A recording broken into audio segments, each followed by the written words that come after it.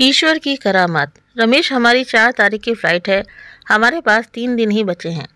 तुम एक काम करो, माँ जी को आज ही वृद्धाश्रम में छोड़ाओ ताकि बाद में आपको तंगी ना हो। पैकिंग कराते हुए सविता ने अपने पति रमेश को कहा।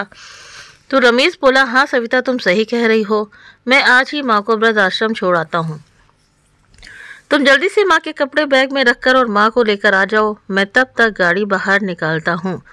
बोलकर रमेश बाहर निकल गया तो सविता अपनी सास मनोरमा जी के पास आकर बोली, अम्मा जी, हम विदेश जा रहे हैं और इस बार आपका टिकट नहीं बन पाया। अगली बार आएंगे तो आपको भी अपने साथ ले जाएंगे।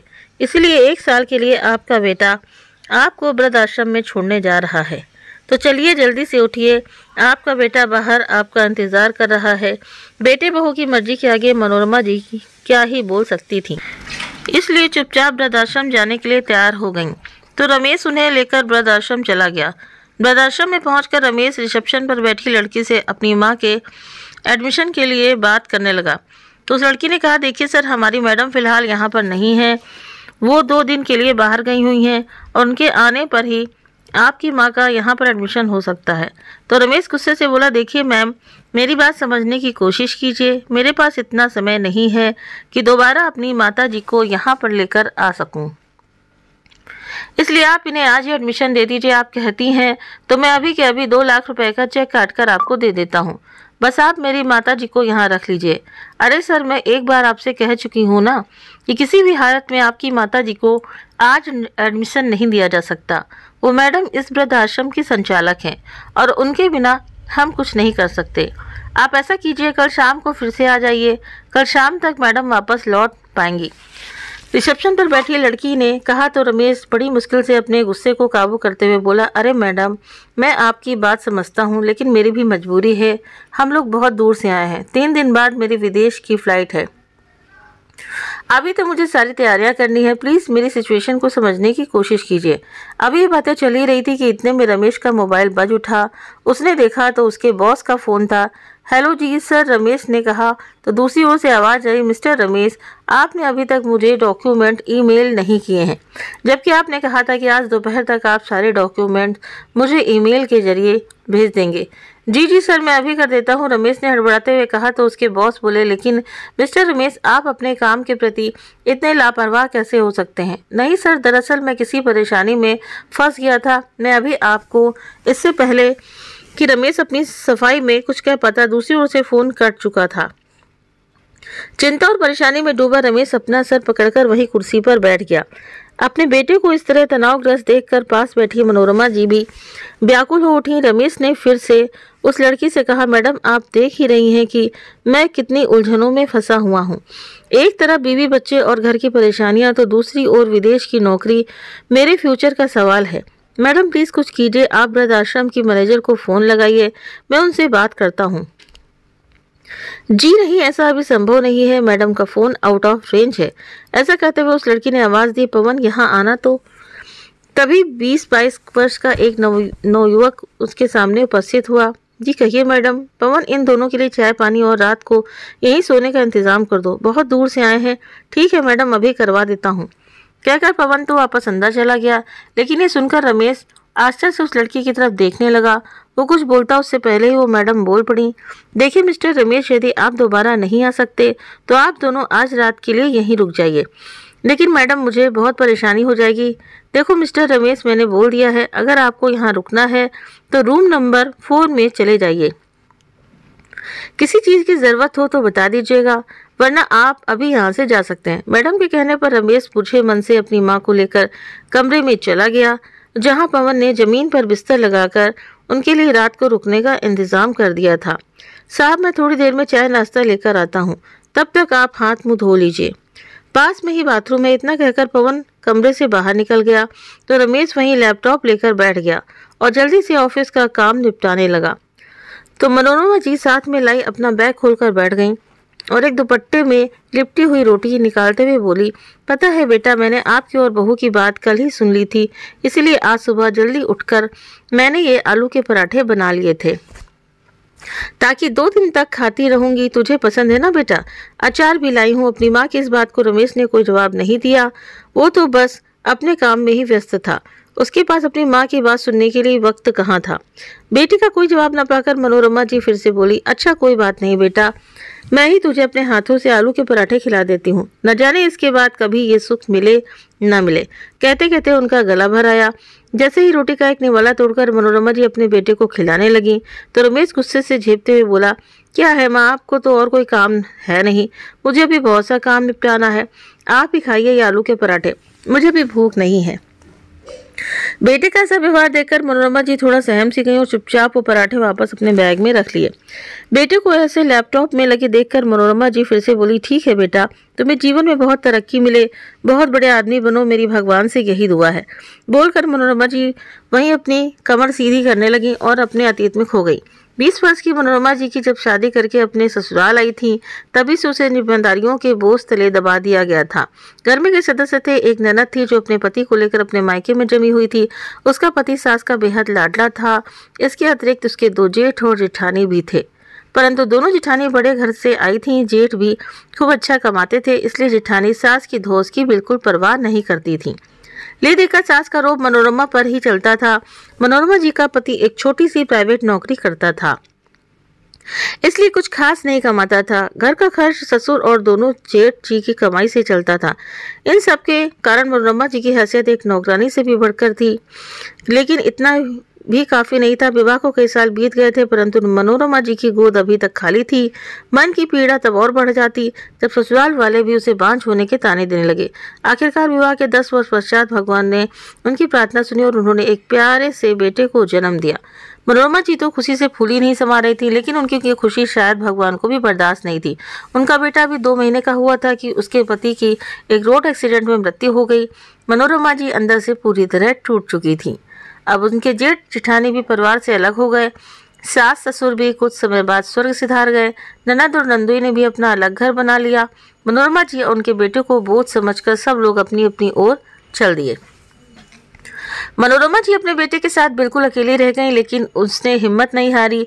बेटे के पालन पोषण के लिए उसने लोगों के घरों में काम करना शुरू किया, लेकिन सारा काम करते हुए भी वो अपने बेटे को कभी अकेला नहीं छोड़ती थी। इतनी मुश्किलें सहन करने के बावजूद मनोरमा जी ने उसे पढ़ाया लिखाया और इतना काबिल बनाया कि उसे एक बहुत बड़ी मल्टीनेशनल कंपनी में नौकरी मिल गई और अपनी पसंद की लड़की सविता से शादी कर ली। सविता मॉडर्न ख्यालों की लड़की थी। घर का काम करना उसे जरा भी पसंद नहीं था।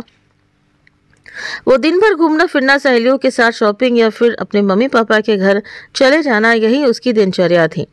किसी दिन घर पर रहती तो सहेलियों का अड्डा वहीं जम जाता। ये सब मनोरमा जी को बिल्कुल पसंद नहीं था, लेकिन कहती भी तो किससे, बहू को समझाने लगती तो 2 टूक जवाब सुनने को मिलता।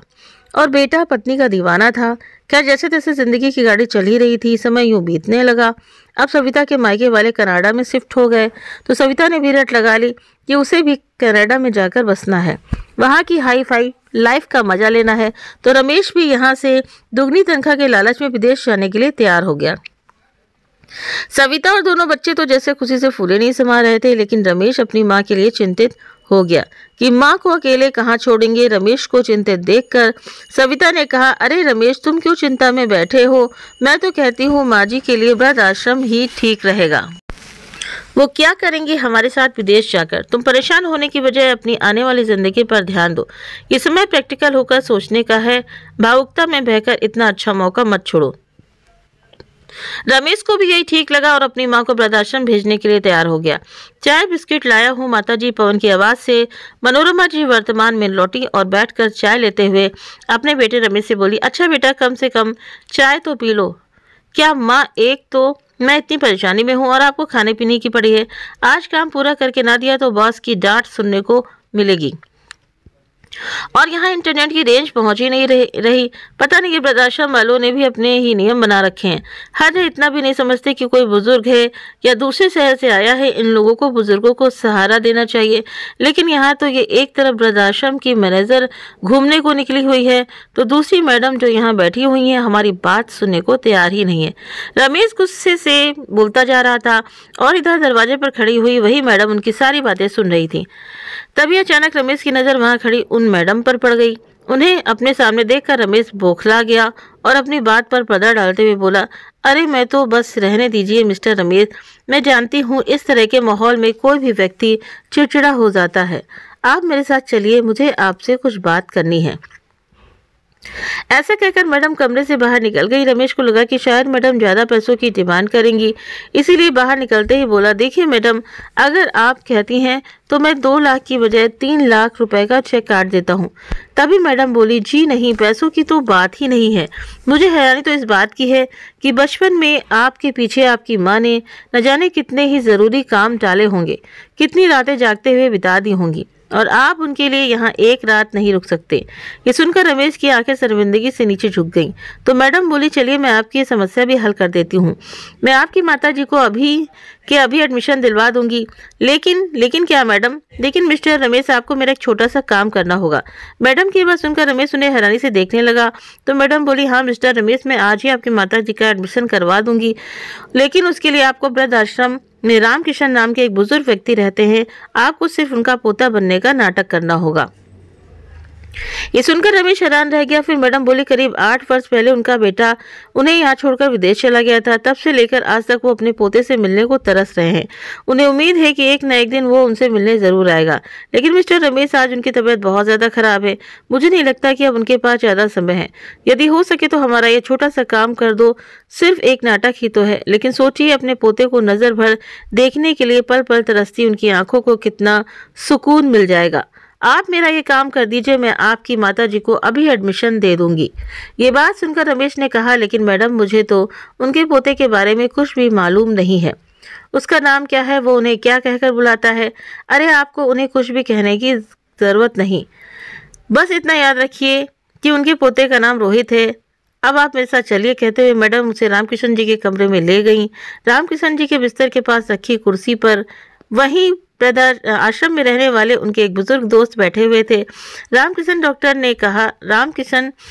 ने कहा कि दवाई समय पर लेने से तबीयत ठीक हो जाएगी। रामकिशन जी के दोस्त ने कहा तो कपकपाती आवाज में रामकिशन जी बोले, कितनी बार भगवान से प्रार्थना करता हूँ कि मुझे उठा ले, लेकिन मौत है जो बुलाने पर भी नहीं आती। न जाने कि ईश्वर के कानों पर जू तक नहीं रेंगती। रामकिशन जी के दिल में छिपा दर्द उनके शब्दों के जरिए बाहर आने लगा। अच्छा रामकिशन, मैं थोड़ी देर में आता हूँ, कहकर उनके मित्र वहां से उठकर चले गए। दरवाजे पर खड़ा रमेश रामकिशन जी की सारी बातें सुन रहा था। तभी मैडम रमेश को लेकर अंदर आई और रामकिशन जी के पास आकर बोली, बाबा देखिए तो कौन आया है आपसे मिलने। तभी रामकिशन जी ने धीरे से कहा, कौन है बेटी? तो मैडम बोली, देखिए बाबा, आपका पोता रोहित आया है। क्या मेरा रोहित आ गया? कहते हुए रामकिशन जी की आंखों में एक चमक आ गई। हाँ बाबा, आपका पोता विदेश से खास आपसे मिलने के लिए आया है। मेरा पोता आ गया मुझसे मिलने? इतने दिन तुझे मेरी याद नहीं आई? कितना बड़ा हो गया है रे तू। रमेश की ओर नजर डालते हुए रामकिशन जी के बूढ़े शरीर में जैसे जान वापस आ गई थी। मैडम ने उन्हें सहारा देते हुए बिस्तर पर बिठाया और बोली, बाबा, कल आपके पोते की वापसी की फ्लाइट है, इसीलिए आज आप उससे जी भरकर बातें कर लीजिए। बोलकर मैडम कमरे से बाहर निकल गई। तो रमेश पास रखी कुर्सी पर बैठने लगा। तभी रामकिशन जी बोले, वहां नहीं बेटा, यहाँ मेरे पास बैठो। रमेश कुछ असहज महसूस कर रहा था, परंतु फिर उसे मैडम की कही हुई बात याद आई तो वो चुपचाप उनके बिस्तर पर बैठ गया। मुझे यकीन था रोहित बेटा, एक ना एक दिन तू जरूर आएगा। कभी भगवान मेरे शरीर में प्राण नहीं निकाल रहे थे, तुझे देखने को ही मैं अभी तक जीवित हूँ। लेकिन बेटा, तू कल ही वापस चला जाएगा। कितने साल मैंने तेरा इंतजार किया है और मिलने के लिए केवल कुछ ही पल। बोलते बोलते रामकिशन जी बीच में ही हांफने लगे। परंतु पोते से मिलने का उत्साह इतना था कि सारी कमजोरी भूलकर फिर से बातें करने लगे। अच्छा एक बात बता बेटा, तेरे पापा का क्या हाल है? उसे कभी मेरी याद नहीं आती क्या? कितने साल हो गए उसे देखे हुए भी। ये बात सुनकर रमेश कुछ बोल नहीं पाया। तो रामकिशन जी बोले, तुम्हारी माँ तो ठीक है ना बेटा? हाँ दादाजी, सब लोग ठीक हैं। पता है बेटा, यहाँ वृद्धाश्रम में अक्सर लोग मिठाई बांटने आते रहते हैं। कल भी किसी के पोते का जन्मदिन था तो उन्होंने वृद्धाश्रम के सभी लोगों में जलेबियां बांटी। उसी पल मेरी आंखों के आगे तेरे बचपन की तस्वीर नाचने लगी। कहते हुए रामकिशन जी ने पास पड़ी एक छोटी सी कटोरी उठाई जिसमें एक लड्डू रखा था। वो रमेश को देते हुए बोले, बेटा ये लड्डू मैंने तेरे लिए रखा था। रमेश ने अनमने ढंग से वो लड्डू उठाया तो रामकिशन जी के चेहरे पर हल्की सी मुस्कान आ गई और बोले, बेटा तुझे याद है जब तू छोटा सा था ना, तब सारा दिन मेरे इर्द गिर्द ही मंडराता रहता था। तुझे बेसन के लड्डू बहुत पसंद थे, लेकिन तेरी माँ तुझे ज़्यादा लड्डू खाने से मना करती थी। इसलिए हर रोज़ शाम को पार्क में टहलने के बहाने तू मेरा हाथ पकड़कर बाजार ले जाता था और हलवाई की दुकान में जाकर लड्डू खाने की जिद करता था। उस दौरान तू एक पल भी मेरा हाथ नहीं छोड़ता था और उसके बाद तूने मेरा हाथ ऐसा छोड़ा कि फिर कभी नहीं थामा। आपने बूढ़े कांपते हाथों की ओर देखते हुए रामकिशन जी ने कहा। तो रमेश बोला, नहीं दादाजी, ऐसी कोई बात नहीं है। दरअसल जिंदगी में परेशानियां ही बहुत हैं, लेकिन फिर भी देखो मैं आपसे मिलने आया हूँ ना। लेकिन काम को तो समय देना ही पड़ता है ना दादाजी। अपने काम को समय देने की कोशिश करो तो रिश्तों को समय नहीं दे पाते, और अगर रिश्तों पर ध्यान दो तो काम छूटने लगता है। हाँ बेटा, गलती तो हमारी ही है। हम काम के बोझ को रिश्ता समझते हैं और रिश्तों को बोझ ये सुनकर रमेश नजर झुकाए चुपचाप बैठा रहा। तो रामकिशन जी बोले, लेकिन बेटा मुझे खुशी है कि कम से कम तुम मुझसे मिलने तो आया। अरे हाँ, एक बात तो मैं पूछना ही भूल गया। अच्छा ये बताओ, तुम्हारी शादी हो गई क्या? रामकिशन जी ने पूछा। तो रमेश सोच विचार में पड़ गया। दिमाग में ख्याल आया कि अगर हाँ कहता हूँ तो दादाजी अपनी पौत्र वधू के बारे में पूछने लगेंगे। क्या हुआ बेटा, किस सोच में पड़ गया? तेरी शादी हुई या नहीं? अरे नहीं दादाजी, मेरी शादी नहीं हुई। अच्छा बेटा, कहते हुए अचानक रामकिशन जी की आवाज कांपने लगी और आंखों से आंसू बहने लगे।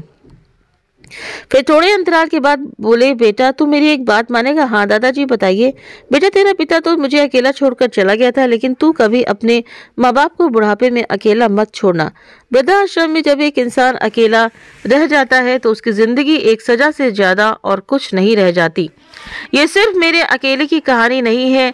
यहाँ वृद्धाश्रम में कितने ही ऐसे बुजुर्ग हैं जिनके बेटे बहुएं पोते पोतियां सब हैं, लेकिन फिर भी उनका अपना कहने वाला कोई नहीं है। बेटा यहाँ रहने वाले वृद्ध लोगों के हृदय में परिवार की यादें दिन रात सुई की तरह चुभती रहती हैं। अभी रमेश और रामकिशन जी की बातें चल ही रही थी कि रमेश का मोबाइल बज उठा। उसने देखा उसकी पत्नी सविता का फोन था। फिर बोला, अच्छा दादाजी अब आप सो जाइए, सुबह एयरपोर्ट जाने से पहले मैं आपसे मिलने आऊँगा। हाँ बेटा, तू भी थक गया होगा, जाकर सो जा। भगवान करे तुझे दुनिया की सारी खुशियाँ मिले। रमेश ने रामकिशन जी के पैर छूकर आशीर्वाद लिया और बोझिल कदमों से दरवाजे की ओर बढ़ा। लेकिन जैसे ही वो दरवाजे की चौखट लांघकर आगे बढ़ा, उसी समय एक घुटी हुई सी हृदय विदारक चीख उसे सुनाई दी। उस आवाज ने उसके दिल को भयभीत कर दिया। किसी अनहोनी की आशंका से उसने पीछे मुड़कर देखा तो रामकिशन जी अपने बिस्तर पर निढाल होकर गिर चुके थे। रमेश दौड़कर उनके पास गया, उन्हें हिलाया डुलाया, लेकिन उनके प्राण पखेरु तो उड़ चुके थे। उस वृद्ध व्यक्ति से कोई रिश्ता न होते हुए भी उसकी ऐसी हालत देखकर रमेश की आंखों से आंसू बह निकले। उसने तुरंत मैडम को आवाज दी और रामकिशन जी के बारे में बताया। काफी देर रमेश उदास होकर बाहर ही बैठा रहा। तभी दोबारा से उसका फोन बजा। रमेश ने फोन उठाया तो उसकी पत्नी सविता बोली, अरे इतनी देर से कहाँ हो? तुम तो माँ जी को वृद्धाश्रम छोड़ने गए थे ना, फिर अभी तक आए क्यों नहीं? वो क्या है ना सविता, यहाँ वृद्धाश्रम की संचालक उपस्थित नहीं थी, जिस वजह से माँ का एडमिशन नहीं हो पा रहा था। इसलिए मैं रमेश आगे कुछ बोलता उससे पहले सविता उसकी बात को काटते हुए बोली, अरे कमाल करते हो तुम, आज एडमिशन नहीं हुआ था तो कल हो जाता। इसके लिए तुम्हें वहां रुकने की क्या जरूरत थी? तुम्हें माँ को वहां छोड़कर वापस आ जाना चाहिए था। 3 दिन बाद हमारी फ्लाइट है और तुम वहां अपनी माँ के पास बैठे हो। ये तुम कैसी बातें कर रही हो सविता? वो माँ है मेरी, ऐसे कैसे छोड़कर आ जाता? उन्हें मैं कल सुबह जल्दी यहाँ से निकल जाऊंगा। कहते हुए रमेश ने फोन काट दिया और वहां से उठकर अपनी माँ के पास कमरे में चला गया। बेटे को उदास देखकर मनोरमा जी ने पूछा, क्या हुआ रमेश बेटा, कोई परेशानी है क्या? इतनी देर कहाँ लग गई? कुछ नहीं माँ, बैठे बैठे थक गया था तो इसलिए बस बाहर टहलने चला गया था। अच्छा माँ, आप आलू के पराठे बनाकर लाई थी ना, मुझे वो खाने हैं, बहुत जोर की भूख लगी है।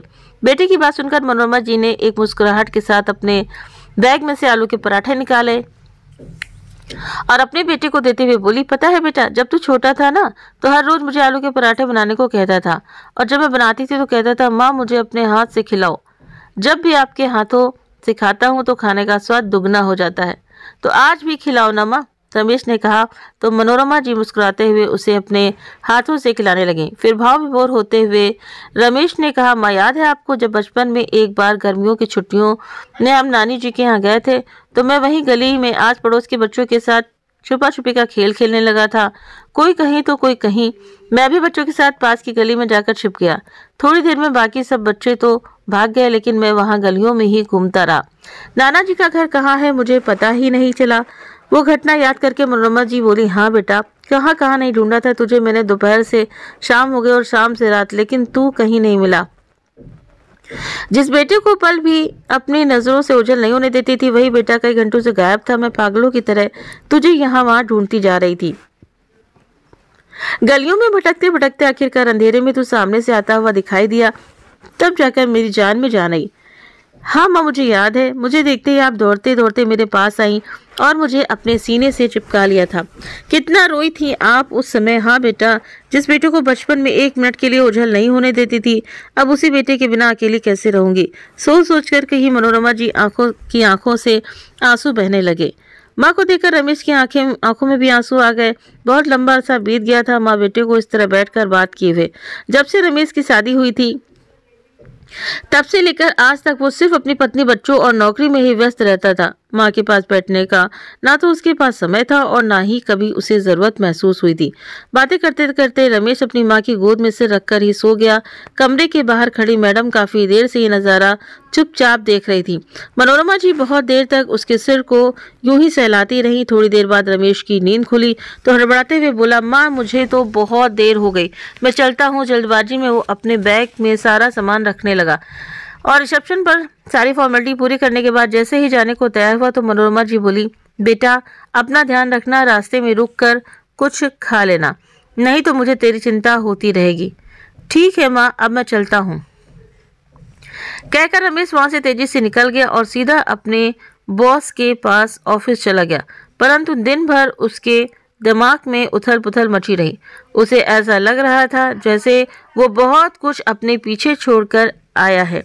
ना चाहते हुए भी बार बार वृद्धाश्रम में रहने वाले बुजुर्ग लोगों के बेबस, लाचार और निराश चेहरे उसकी आंखों के सामने आ रहे थे।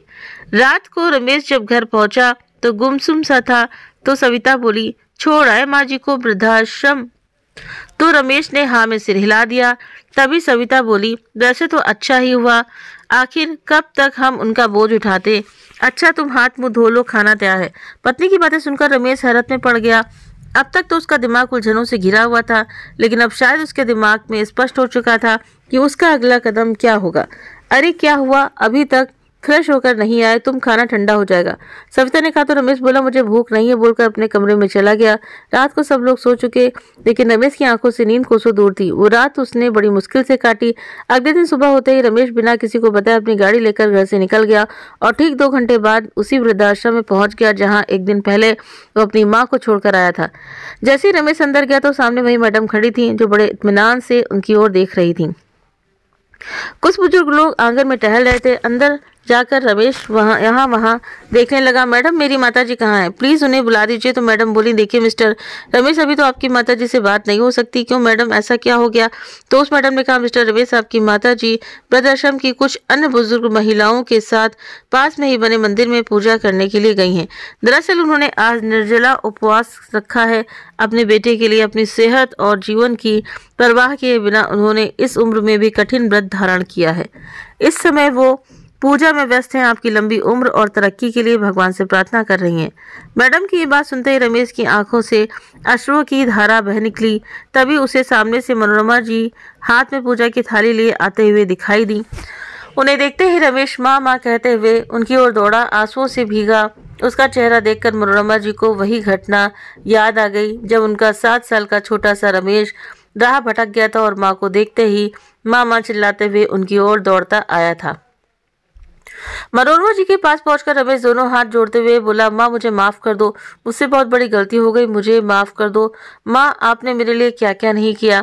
आपके प्यार और आशीर्वाद के भरोसे ही मैं जीवन में एक सफल इंसान बन पाया था।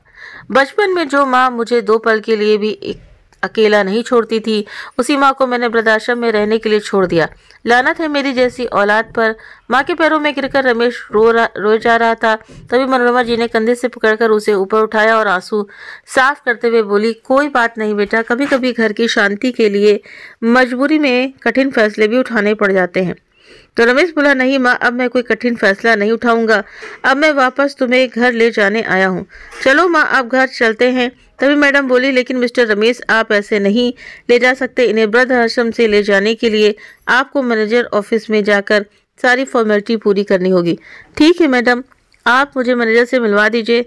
तभी मैडम उन्हें मैनेजर के ऑफिस में ले गई और एक पेपर निकालकर रमेश को साइन करने के लिए दे दिया और खुद सामने रखी कुर्सी पर बैठ गई। ये देखकर रमेश हैरत में पड़ गया और बोला, यहाँ की मैनेजर अभी तक आई नहीं क्या? तो मैडम बोली, मिस्टर रमेश, इस वृद्धाश्रम की मैनेजर मैं ही हूँ। लेकिन मैडम, 2 दिन पहले तो आपने कहा था कि मैनेजर छुट्टी पर गई हैं। तो मैडम मुस्कुराते हुए बोली, वो सब झूठ था, और वो झूठ मैंने इसलिए बोला था ताकि एक दिन आप यहाँ पर रुकें और देखें कि उम्र के इस पड़ाव में परिवार से अलग होकर एक इंसान की हालत क्या हो जाती है। यहाँ आने वाले सब लोगों को मैं एक मौका देती हूँ और वो लोग खुशनसीब होते हैं जो इस मौके को संभाल लेते हैं। रिश्तों की अपनी अहमियत होती है। मिस्टर रमेश, माँ बाप अपने बच्चों के जन्म से पहले ही उनका करियर बनाने के लिए पैसे जमा करने लगते हैं, लेकिन बदले में ये उम्मीद नहीं करते कि उनके बच्चे बड़े होकर उनके बुढ़ापे के लिए पैसा जमा करें, क्योंकि उस समय उन्हें पैसों की ज़रूरत नहीं होती। उन्हें ज़रूरत होती है तो सिर्फ अपने बच्चों के थोड़े से प्यार की, उनके साथ की। और जब उन्हें ये मिल जाता है तो उनकी ये अवस्था भी खुशी खुशी निकल जाती है। ये बात सुनकर रमेश आंखों से आंसू लिए बोला, आपका बहुत बहुत शुक्रिया मैडम, आपने मुझ पर एक बहुत बड़ा एहसान किया है। आपका यह एहसान मैं कभी नहीं भूल पाऊंगा। मैडम को धन्यवाद कहकर रमेश अपनी माँ को लेकर जैसे ही वृद्ध आश्रम की गेट से बाहर निकला तो सभी बुजुर्ग टकटकी लगाकर उन्हें जाते हुए देख रहे थे और सोच रहे थे कि काश उनके जीवन में भी एक ऐसा दिन आए जब उनका कोई अपना पश्चाताप और आत्मग्लानि से भरकर यहाँ आए और उन्हें अपने घर वापस ले जाए। इधर जैसे ही मनोरमा जी अपने बेटे रमेश के साथ गाड़ी में बैठी, तभी रमेश के पास फोन आया। अरे सुबह सुबह मुझे बिना बताए कहाँ निकल गए तुम? कितनी बार तुम्हें फ़ोन किया, लेकिन तुम हो कि फ़ोन उठाते ही नहीं हो, उसकी पत्नी सविता ने कहा। तो रमेश बोला, मैं वृद्ध आश्रम से माँ को लेकर वापस आ रहा हूँ। क्या ये तुम क्या कह रहे हो? तुम माँ को वापस ला रहे हो? अरे उन्हें रखोगे कहाँ? हमें तो विदेश जाना है ना। और मैं बता देती हूँ, विदेश जाने का प्रोग्राम मैं हरगिज कैंसिल नहीं करूँगी। जहाँ से ला रहे हो वहीं वापस छोड़कर आओ उन्हें, सविता बोलते ही जा रही थी। तो रमेश बोला, बिल्कुल नहीं सविता, मैं अपनी माँ को अकेले छोड़कर विदेश नहीं जा सकता। तुम्हें जाना है तो जा सकती हो, मैं तुम्हें छोड़ने को तैयार हूँ, लेकिन अपनी माँ को नहीं। कहते हुए रमेश ने फ़ोन काट दिया। तभी मनोरमा जी बोली, बेटा मैं तो आप कितने ही दिन की साथी हूँ, वृद्ध आश्रम में ही पड़ी रहती, मेरे कारण तो अपने घर में क्लेश पैदा मत करो। नहीं माँ, अब मैंने ठान लिया है कि अब चाहे जो भी हो जाए, लेकिन मैं अपनी माँ का साथ कभी नहीं छोड़ूंगा। मनोरमा जी को लेकर रमेश जैसे ही घर पहुंचा तो उसकी पत्नी सविता मनोरमा जी को देखते ही कबूला हो गई और बोली, ठीक है, अब तुम भी अपनी इस बूढ़ी माँ के साथ ही रहना, मैं तो चली अपनी माँ बाप के पास विदेश। हाँ ठीक है सविता, तुम जा सकती हो। जब तुम अपने माँ बाप के बिना नहीं रह सकती तो मैं भी मेरी माँ के बिना नहीं रह सकता। सोच कर देखो, जब तुम्हारे माँ बाप को तुम वृद्धाश्रम में देखोगी तो तुम्हें कैसा लगेगा? रमेश ने कहा। तो सविता गुस्से से बोली, ये तुम क्या बोल रहे हो रमेश? मेरे माँ बाप वृद्धाश्रम में भला क्यों जाएंगे? मेरे भाई भाभी बहुत सेवा करते हैं मेरे माँ बाप की। हाँ सविता, वही मैं तुझे बोल रहा हूँ। जब तुम्हारा भाई तुम्हारे माँ बाप की सेवा कर सकता है तो मैं भी मेरी माँ की सेवा क्यों नहीं कर सकता? पिता को तो मैं बचपन में ही खो दिया था, लेकिन अपनी माँ की सेवा करने से मैं पीछे नहीं हटूंगा। जब तुम्हें अपने माँ बाप की चिंता है तो मुझे भी मेरी माँ की चिंता है। मेरी माँ के पास तो मेरे पिता भी नहीं है।